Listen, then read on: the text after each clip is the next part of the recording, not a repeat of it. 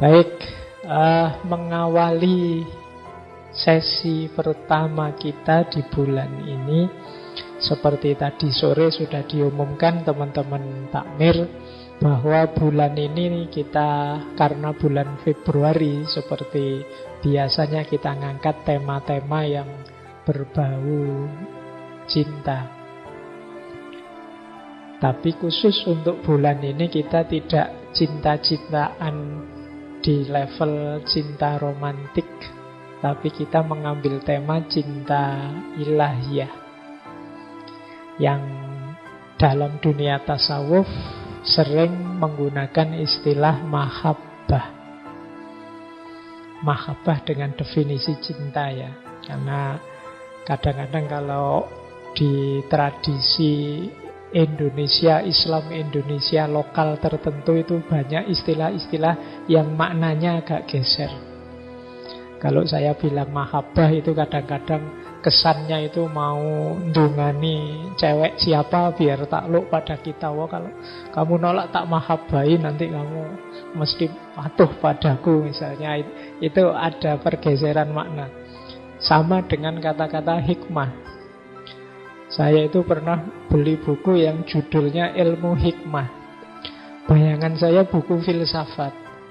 Tapi begitu dibuka isinya gimana caranya bisa kebal, tidak mempan dibacok. Kemudian ternyata ada makna lain dari kata-kata hikmah itu kalau di Indonesia. Makanya teman-teman hati-hati. Kok sama-sama hikmah ternyata ya ada makna lain yang itu lebih ke arah kanuragan. Nah, mahabbah yang kita bahas malam hari ini kalau dalam tasawuf ini di banyak sufi disebut satu akhwal. Jadi akhwal itu ya anugerah Allah yang dikaruniakan karena daya upaya kita yang ingin dekat, kita melakukan banyak hal untuk bisa dekat pada Allah. Nah, terus Allah memberikan beberapa anugerah, antara lain mahabbah.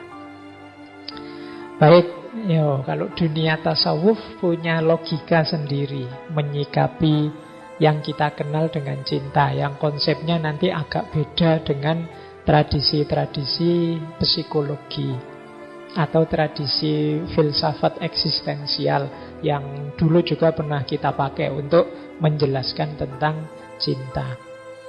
Tema kita bulan ini mungkin dekat kalau kita dulu membahas misalnya Maulana Jalaluddin Rumi atau Robi'ah Al-Adawiyah atau Laila Majnun dan lain-lain. Yang ini menangkapnya memang tidak bisa hanya menggunakan rasio saja, kalkulasi hitam putih untung rugi. Jadi ini ada cara berpikir tersendiri dunia mahabbah ini. Nah, 1 bulan ini kita kaji gagasan-gagasan para aulia, para wali. Mumpung ini dekat-dekat bulan Ramadan, kita gali kira-kira seperti apa sih mahabbah itu menurut beliau-beliau. Ya tentu saja semampu kita ya. Karena ini temanya agak dalam di bulan ini, jadi ya teman-teman jadi referensi, ditangkap, diambil yang cocok situasinya, yang cocok dosisnya. Karena sering saya sampaikan wawasan ilmu itu seperti kita minum obat. Jadi kalau dosisnya tidak cocok atau situasinya tidak mendukung, itu ya manfaatnya jadi mengecil. Nah, ini sakit panas ya butuhnya obat panas. Kalau sakit flu butuhnya obat flu. Kalau sakit darah tinggi ya butuhnya obat darah tinggi. Ini kan kesesuaian. Nah, saya tidak menjamin yang saya sampaikan malam hari ini sudah cocok dengan situasi teman-teman semua. Tapi paling tidak malam hari ini kita tahu bahwa di antara ideal-ideal hidup, di antara tujuan-tujuan dalam kita hidup beragama itu ada namanya mahabbah. Ya, paling enggak ini kita jadikan referensi, kita cari relevansinya untuk hidup kita. Tidak harus semua ditelan. Kalau bahasanya sufi itu menyesuaikan makomnya masing-masing. Jadi mungkin setiap kepala malam hari ini nanti menangkap yang saya sampaikan ini beda-beda, sesuai levelnya sendiri-sendiri. Jadi ya tidak masalah, ya memang apapun itu, tidak hanya materi tasawuf, materi filsafat pun orang akan menangkap di levelnya sendiri-sendiri. Baik, bismillah, kita mulai. Waktunya sudah hampir setengah jam, kita pengantar. Saya tidak akan menjelaskan detail tentang beliau, Sultanul Aulia Syekh Abdul Qadir Al-Jailani. Teman-teman boleh, kalau yang ingin tahu serba sedikit, kalau yang di ngaji filsafat dulu pernah kita membahas Sirrul Asror, yang di situ ada ibadah lahir, ibadah batin. Malam hari ini saya tidak mengulang tentang biografi dan lain-lain, kita langsung masuk ke materi karena materinya agak banyak. Kalau dulu kita banyak mengambil dari Sirrul Asror, malam hari ini saya mengambil dari kitabnya Syekh Abdul Qadir Jailani yang lain, yaitu Al-Fathur Rabbani wal Faidur Rahmani. Ini meskipun kalau bahasa kampus malam hari ini kita hanya menukil saja, tidak semua tema. Kita ambil bagian-bagian yang membahas tentang mahabbatullah, cinta ilahiyah atau divine love. Jadi ya mungkin nanti lain waktu kita angkat tema yang lain. Kalau di kampus ini mungkin semacam kajian yang tematik, kita ambil satu tema, kita ambil satu tema. Nah, jadi saya kumpulkan hal-hal yang berhubungan dengan cinta ilahiyah, terus saya rangkai kembali. Jadi nyuwun sewu ini nanti ndak urut ya. Ndak kok yang saya sampaikan di awal itu di bagian depannya Fathur Rabbani, terus yang saya sampaikan belakangan ada di belakangnya, ndak. Ada yang di belakang saya taruh di depan saya taruh di belakang dengan sekuen biar runtut. Karena kitab Fathur Rabbani ini isinya rangkaian ceramah, rangkaian nasihat dari Syekh Abdul Qadir Jailani. Nah, cuma kita ambil yang bagian cinta-cinta. Jadi dicomot yang bagian yang kita butuhkan. Yo, kalau bahasa penelitian kita melakukan framing. Kita frame yang bagian mahabbah, bagian cinta. Baik, bismillah, kita mulai teman-teman kajian kita. Meskipun protokol kesehatan ya tetap santai saja, jangan tegang. Ya kalau tegang khawatir macam benda, dinikmati saja. Tetap boleh selonjor, apalagi sekarang sudah jaraknya longgar kan. Cuma hati-hati nendang gelasnya temennya. Sekarang masih belum ada kopinya ya, ndak kayak biasa nih. Baik, kita mulai. Bismillah. Saya awali dari sini. Banyak orang mungkin bertanya, mengapa sih relasi kita dengan Allah itu harusnya relasi cinta? Di berbagai kesempatan sering saya jelaskan, yang namanya hubungan dengan apapun itu yang selalu dianggap paling mulia, paling tinggi levelnya itu selalu cinta. Saya sering menggambarkan dari sisi hierarki nilai sesuatu, itu kan ada yang paling rendah itu orang yang tidak mau berhubungan sama sekali. Di atas itu orang yang mau berhubungan karena dorongan kewajiban-kewajiban. Jadi saya diperintah oleh dosenku ini mau, kenapa diwajibkan begitu? Karena saya mahasiswa, saya wajib patuh pada dosenku. Nah, ini level kewajiban. Saya diperintah orang tua mau, kenapa? Kewajiban saya. Nah, ini naik satu level. Ada lagi satu level lebih tinggi di atas kewajiban, yaitu kebutuhan. Kalau kebutuhan itu kita tahu untungnya. Saya patuh pada orang tua karena kalau saya tidak patuh nanti sangunya mandek, transferannya macet, bahaya ini. Aku butuh ini transferan dengan orang tuaku. Kalau tidak dapat ini tidak bisa hidup aku. Ini level kebutuhan.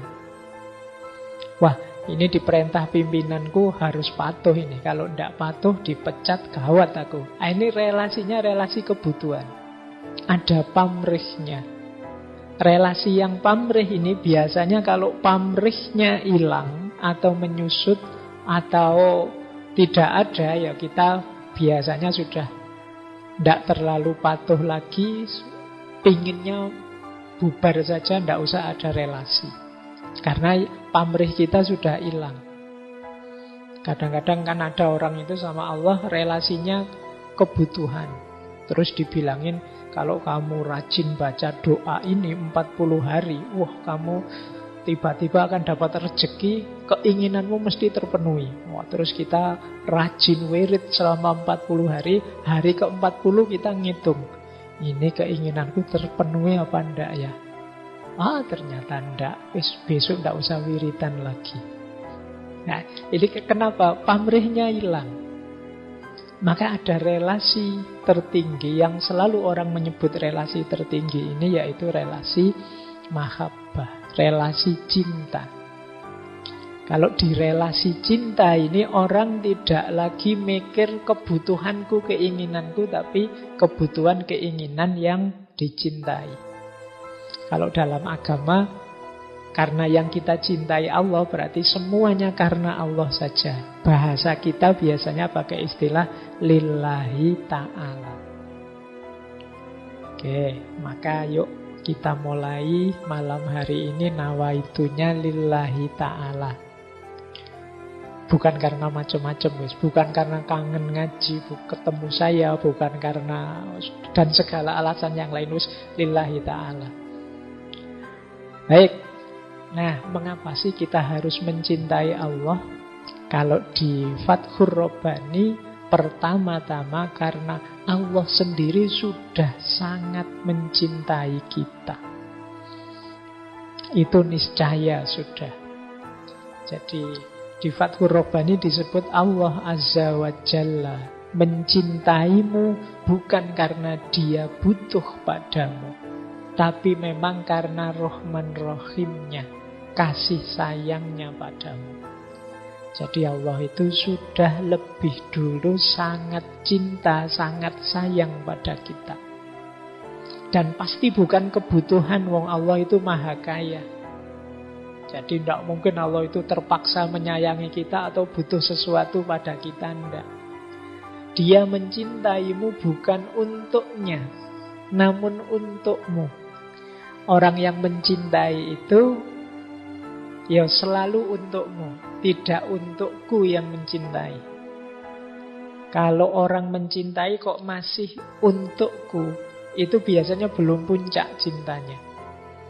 Aku mencintaimu biar aku tenang, biar aku gembira, biar kalau masih aku, saya tidak bilang itu bukan cinta, tapi belum paripurna cintanya. Puncaknya cinta itu ketika sudah tidak ada aku lagi, yang ada hanya kamu. Dan Allah sudah lebih dulu seperti itu kepada kita. Buktinya banyak.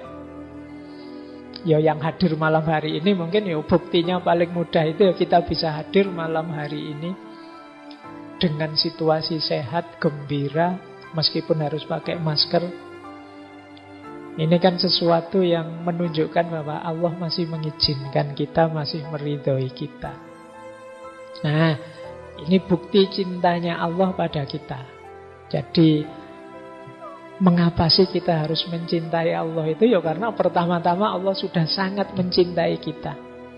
Sangat tidak pantas, sangat tidak adab kepada orang yang sangat mencintai kita kok kita cuek, kok kita tidak peduli, kok kita membalasnya asal-asalan. Bahkan Allah itu ingin kita sapa minimal sehari 5 kali misalnya, contoh.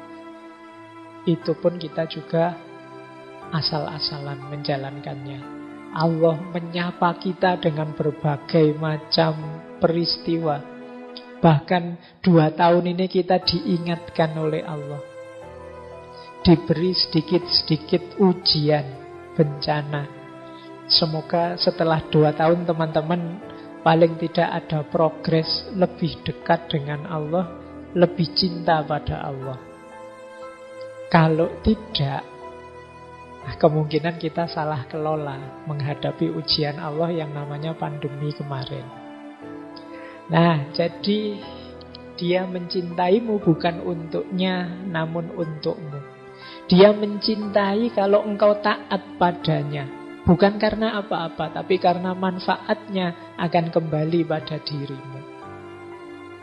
Jadi apapun yang diperintahkan oleh Allah nanti kembalinya pasti pada kita.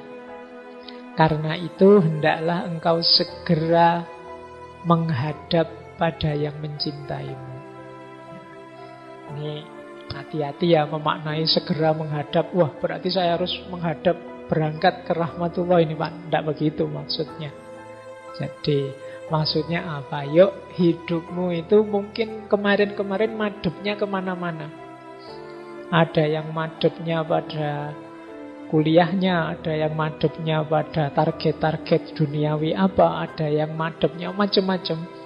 Tapi sekarang yuk kita menghadapnya satu-satunya kepada Allah saja.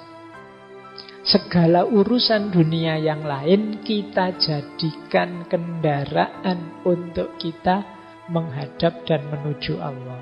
Nah, ini nasihat dari Syekh Abdul Qadir Jailani. Dan mari kita berpaling dari apapun atau siapapun yang mencintaimu untuk kepentingannya. Awas jangan keliru, mungkin selain Allah ada banyak yang lain yang rasa-rasanya mencintaimu. Tapi kamu tidak sadar bahwa yang lain yang mencintaimu itu punya beragam pamrih. Yang ketika pamrihnya hilang, cintanya juga hilang. Satu-satunya cinta sejati padamu yang tidak hilang itu cintanya Allah. Kalau Allah hilang cintanya padamu, bisa bencana buat kita, habis kita. Senakal apapun kita, bahkan sejak zaman Nabi Adam sampai akhir zaman ini, itu kan berbagai kenakalan manusia kita temui. Tapi toh Allah tetap memberi banyak fasilitas anugerah pada kita. Maka dari paragraf yang pertama ini, paling tidak Syekh Abdul Qadir Jailani menyadarkan kita bahwa yuk, mari kita berusaha mencintai Allah karena sesungguhnya Allah sudah lebih dulu sangat cinta pada kita. Oke, ini untuk menyadarkan kita pertama-tama ya, biar tidak terpaksa mencintainya. Karena tidak mungkin orang kok mencintai dengan terpaksa. Orang itu pura-pura taat bisa, tapi pura-pura cinta tidak bisa. Jadi misalnya ya, saya sebenarnya tidak cinta padamu. Saya tak pura-pura cinta saja. Pura-pura cinta itu kan mungkin mulutnya ngomong cinta atau perilakunya menunjukkan cinta, tapi hatinya tidak. Loh, kalau hatinya tidak itu kan tidak ada nilainya. Dan hanya kita yang tahu apakah yang di dalam ini isinya cinta beneran atau tidak. Mungkin masih rajin apel, mungkin masih rajin mention, masih rajin WA, tapi sebenarnya sudah tidak ada rasa, sedang ngelirik-ngelirik dengan yang lain misalnya. Nah, hanya kita yang tahu. Maka rajin ke masjid mungkin masih, tapi apakah itu pertanda cinta pada Allah atau kewajiban saja atau kebutuhan, hanya kita yang tahu. Makanya upaya menuju cinta ini hanya kita yang tahu. Apakah relasiku dengan Allah ini sudah relasi yang jenisnya cinta atau sekedar kewajiban saja.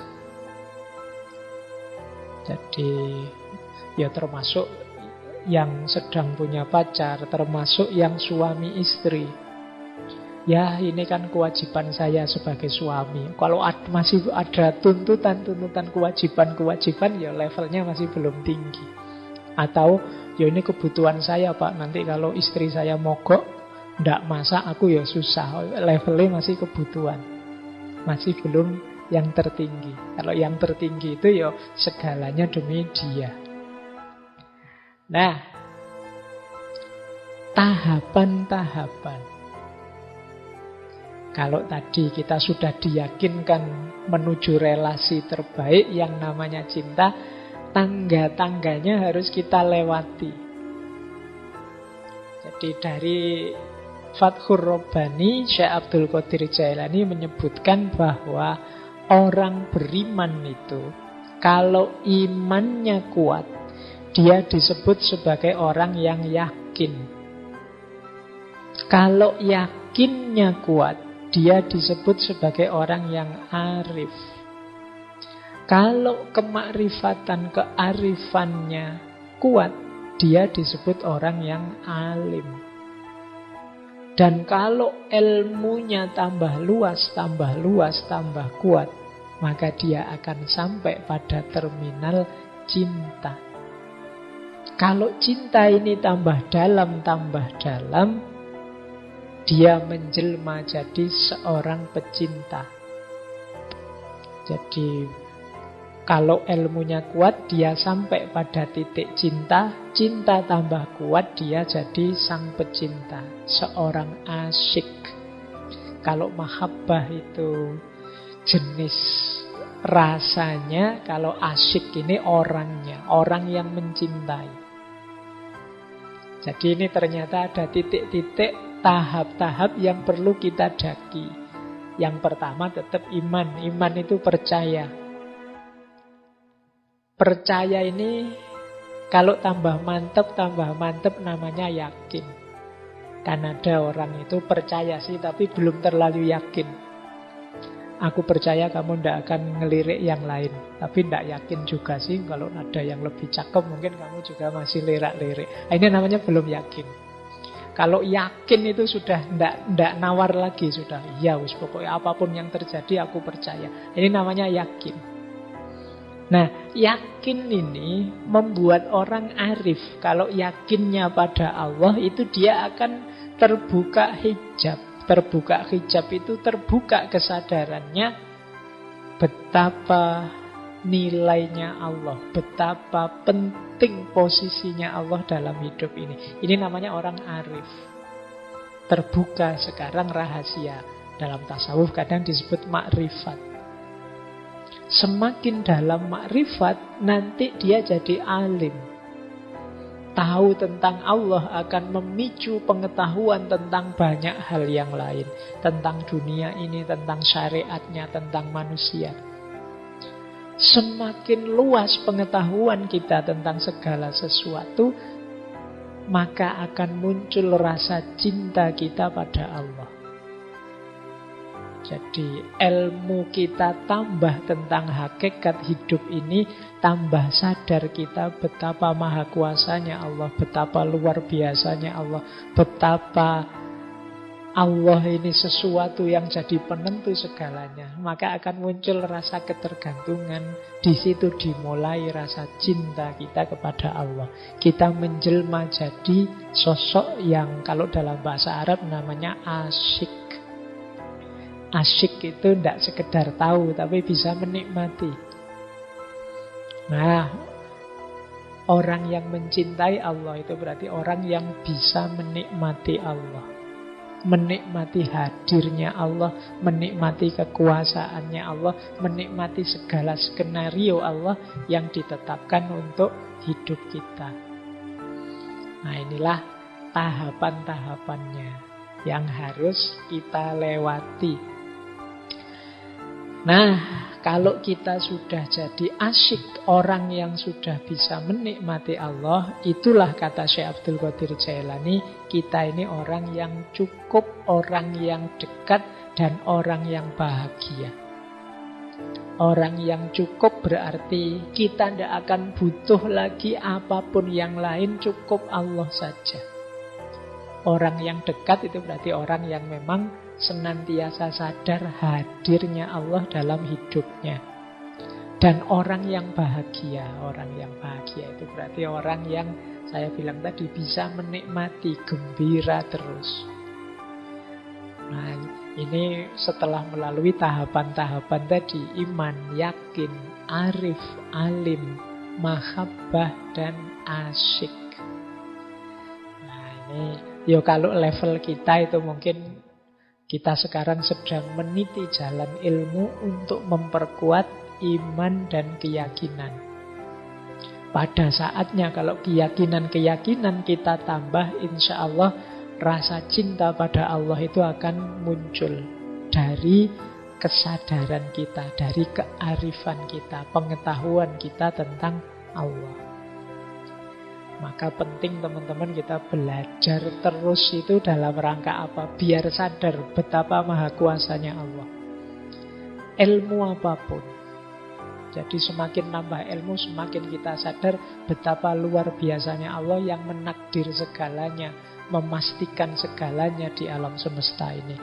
Loh, itu kan orang itu kan kalau sudah wow, kalau bahasa Arabnya takjub, itu kan lebih mudah jatuh cinta. Jadi makanya kan ada istilah cinta dalam pandangan pertama itu biasanya karena ada takjubnya. Jadi saya yakin yang sekarang punya pasangan, entah sudah resmi atau belum, itu pasti diawali dari wow. Meskipun ada yang wow-nya telat. Jadi wow-nya telat itu kan sudah akrab lama baru sadar atau kalau kamu itu menarik. Itu kan wow-nya telat. Nah, kemungkinan kasus kita, itu kalau disebut kasus kasus kita dengan Allah itu mungkin begitu, wow-nya telat. Alhamdulillah, tapi kalau kita mengalami momen wow ini, karena kita lebih dekat untuk bisa jatuh cinta pada Allah.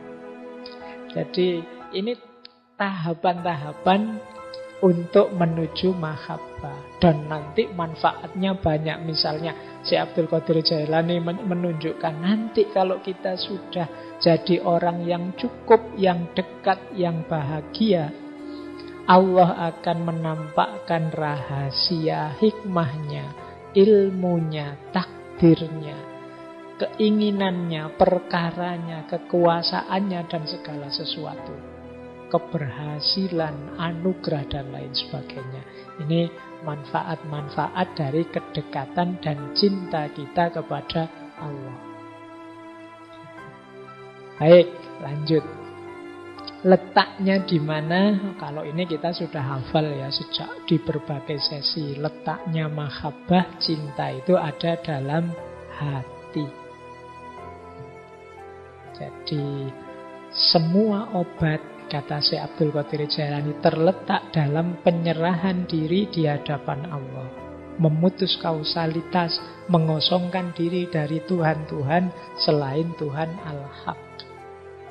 Terapi yang manjur terletak dalam pengesaan Allah menurut hati, bukan lisan. Tauhid dan zuhud, keduanya tidak ada dalam tubuh atau lisan. Tauhid terletak dalam hati, zuhud dalam hati, makrifat dalam hati, takwa dalam hati, pengetahuan tentang Allah di hati, cinta Allah dalam hati, dekat dengannya juga dalam hati. Jadi perangkat-perangkat keutamaan, perangkat-perangkat kemuliaan hidup itu sebagian besar adanya dalam hati. Ini di beberapa sesi sering kita jelaskan. Lah terus akal di mana, Pak? Akal itu pasukan yang sangat kuat. Rasio itu kalau bahasanya Imam Ghazali panglima perang. Dialah nanti yang memberdayakan segala yang ada di hati tadi. Cinta itu ada di hati. Bagaimana kita mengelola cinta, bagaimana kita memanifestasikan cinta dalam hidup kita, itu akal kita sangat diperlukan. Karena kalau tidak, mungkin jangan-jangan mau kita membahagiakan yang kita cintai, hasilnya malah menyusahkan yang kita cintai. Di situ gunanya akal. Jadi Makanya sering saya ditanya, Pak, kalau orang sudah jatuh cinta lupa segalanya itu kan boleh-boleh saja Pak melakukan hal-hal yang tidak masuk akal. Tidak. Jadi mencintai, jatuh cinta itu satu hal. Bagaimana kita menjalankan, mewujudkan ideal-ideal cinta itu hal yang lain. Maka teman-teman juga harus pintar melakukan manajemen cinta. Kalau bahasanya Erich Fromm dulu namanya seni mencintai. Seni mencintai ya, bukan seni bercinta ya. Karena kalau bahasa Indonesia seni bercinta itu maksudnya beda. Seni mencintai. Bagaimana mencintai yang bertanggung jawab. Bagaimana mencintai yang tidak merusak. Baik yang dicintai maupun kita yang mencintai. Mengapa kok kita yang mencintai jangan rusak? Lah kalau kita rusak nanti yang mencintai siapa? Yang menghidupkan cinta siapa? Baik, jadi letaknya mahabbah ada di dalam hati. Berarti apa? Kalau hati rusak, hati gelap, hati salah orientasi, ya segala kemuliaan tadi bisa rusak, bisa gelap, bisa salah orientasi termasuk cinta. Jadi ada orang yang jatuh cinta melakukan banyak perbuatan yang akhirnya malah menghancurkan nilai cinta itu sendiri. Pasti bukan cintanya yang salah, tapi hatimu yang gelap. Kamu kehilangan orientasi, kehilangan kiblat, sehingga cinta itu kamu jalankan dengan cara yang negatif. Akhirnya sesuatu yang mulia jadi rusak.